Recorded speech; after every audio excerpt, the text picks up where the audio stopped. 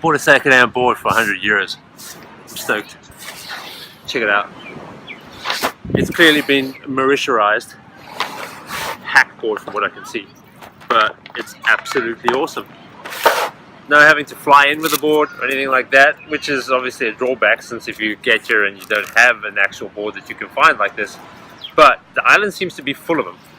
Pretty much every shop I've gone to has got some sort of a second-hand board laying around. And this one has obviously been through its paces, but to be honest with you, I bought a couple of new fins. It's had some repair to it. They're all sitting in there pretty well.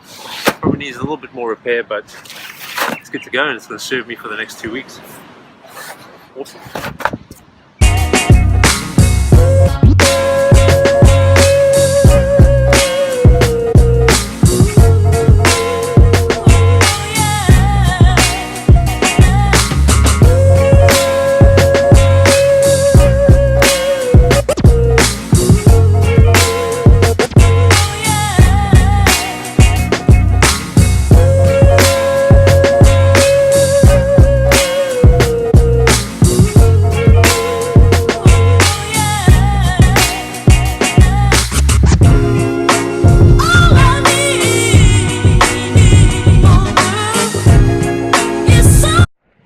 I'm not saying that you should come to a tropical destination like Mauritius without any kite surfing gear.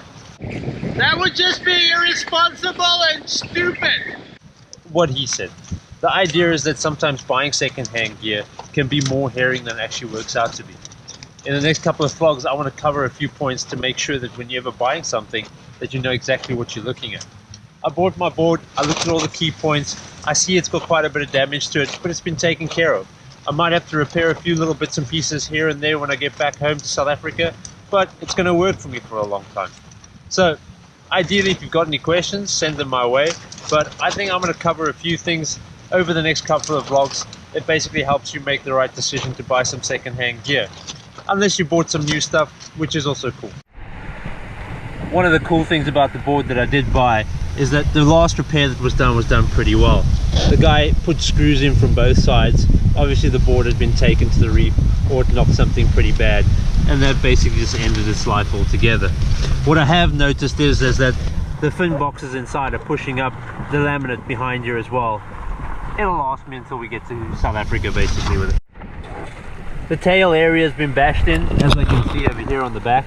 But that's one place that you can definitely have a good look for damages. A lot of guys like to stand their boards up and basically sometimes land up damaging the tail end of the board. It's a good place to look for the first bit of damage. The nose has had a vicious repair to it. I don't know exactly what he did here, but it looks like it's a professional job. One area you can definitely look is along the rails. The rails have a tendency to pick up little cracks or long scratches, especially stress points, if somebody has landed on it incorrectly or wrong.